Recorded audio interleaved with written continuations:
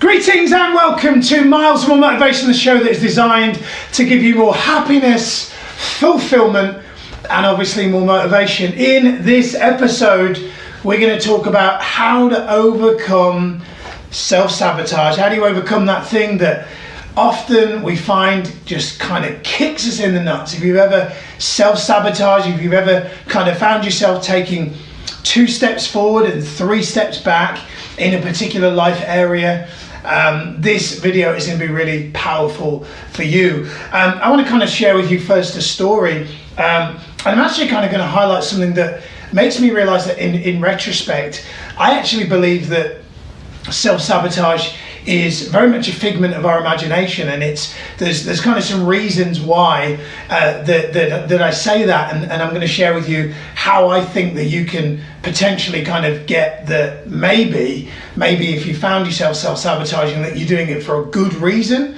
But the story I want to kind of share with you is, before meeting my beautiful wife Sati, I had a succession of 3 or 4 relationships that were like 3-4 months, 5 months, war of the roses, lots of arguments, lots of conflict. And frankly, I actually thought that I was self-sabotaging because, my mum and dad split up when I was very young. And I had this thing inside of me that, what if I'm doing this on purpose because my dad left? What if this is some like almost out of body experience? What if there's this kind of thing that's controlling me to kind of play out this behavior? And what if I'm unable to control this? And it wasn't probably until I kind of met Sati and we established a real bond and a connection that I realized that actually that was wrong, and that belief was wrong, that I wasn't self-sabotaging myself, that I wasn't destined for a life to just be kind of single or just have relationship after relationship, arguments after arguments. And in this video I want to kind of share with you from my experience the conclusions that I came to around why I believe self-sabotage doesn't really exist. Because when I look back on all of those experiences, all of those relationships, there was massive growth. Now, it was painful, but there was some massive growth. I always say my best personal development teachers were not people that have spoke to me from the stage in seminar rooms. They were my ex-girlfriends. They were the ex-girlfriends that kind of revealed things about my character, about my behavior, that made me realize there's some changes that I need to make internally, externally, if I want to kind of break this pattern of kind of relationships that are just kind of breaking down. So I want to kind of share with you those 3 points now. So the first thing I want you to kind of think about, if you feel that you often self-sabotage, something that I recommend that you do is what I call a gut check. Now, a gut check, what that effectively means is you kind of checking in with yourself as to what the intuition tells you that this means. So, for example, if I look back on reflection at those past situations I've just kind of shared with you, I can look back on them and realize that they were for growth. And that the moral message was, Miles, you need to be better at kind of making your selection process of who you choose to be with.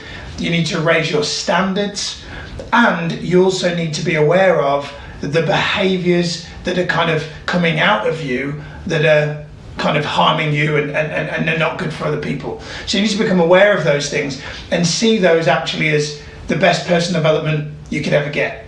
See your anger, see your kind of emotional reactions as there's something inside of you that needs work, something inside of you that needs changing. Don't see that as a bad thing, but it took for me to kind of do an internal gut check for me to realize that. Every single week, if I get a feeling of kind of conflict, if something inside of me says, I'm a bit unsure about this next move or this next step or this next direction, what I'll do is I'll do a gut check, which effectively means I open my phone and I write inside my phone everything that's on my mind about that situation. And sometimes some of the most profound realizations come out of just scribbling down in a phone all my thoughts and all my concerns and all my worries, and it always ends with, you need to do this more, you need to do that more. Sometimes, a few weeks ago I was starting to find that I was lacking presence, lacking energy, and just was struggling to get up in the morning, and just really was just kind of feeling unmotivated. I did a gut check, and the gut check kind of said, you need more sleep, so you need to get to bed earlier, get off your phone an hour before bed, and start doing more high intensity cardio that gives you more energy. And that was it. So what would have at one point made me think, I've been doing really well in this business thing, and now I'm self-sabotaging, after doing a gut check, it made me realize I wasn't self-sabotaging.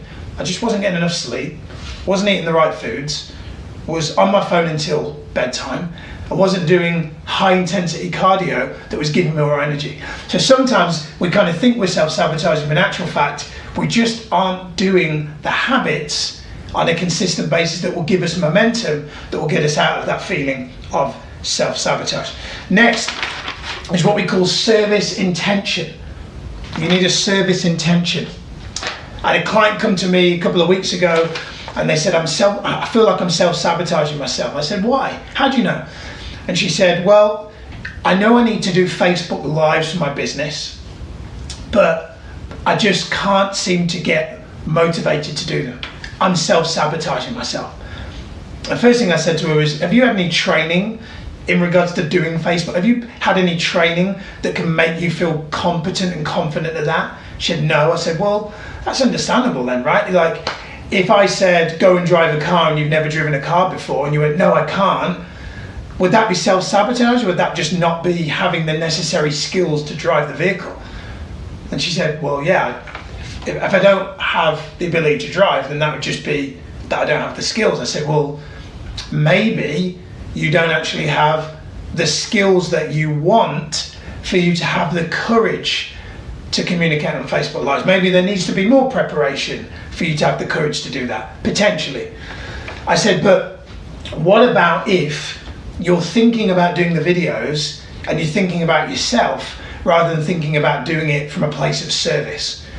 I said, so an example would be an NHS paramedic going to pick up a person who's having a heart attack, even though that paramedic's only been in the job for 6 months, doesn't all of a sudden get stage fright and self-sabotage themselves, put a call in to a more experienced paramedic. They wouldn't do that because they have a service intention. They're very clear that a job needs to be done because a person's life is at stake, so they get the job done. So I said to her, maybe you're thinking about yourself when you should be thinking about who could benefit from watching your Facebook Lives. So if there's an area where you're self-sabotaging, I'm going to kind of hallucinate that it might be that you're really focused on you and not focused enough on other people and how it can help other people. And the last thing I want you to think about is, and this is really, really crucial, because sometimes people will come to me and talk to me about self-sabotage, and I can just sense from their energy that if they just did this one thing, they probably wouldn't even need the first two. And it's what we call ideal state elicitation. What this means is, often when people come to me anyway with a feeling of self-sabotage, they are in a state that is conclusive to feeling negative emotions. So if you know anything scientifically just about kind of health and fitness, meditation, for example, running, working out, exercise is proven to reduce cortisol in the body, which is the stress hormone, which can bring about something like self-sabotage. So what it does is it releases that, and it brings into the body kind of serotonin and the kind of happy feeling endorphins, which make you feel good.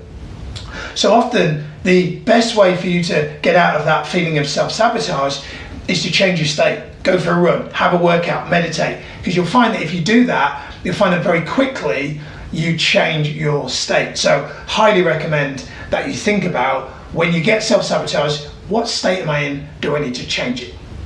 That's it. Hope you enjoyed the video. If you have, hit like, hit share, book a coaching call, whatever you want to do. Miles More Motivation, over and out.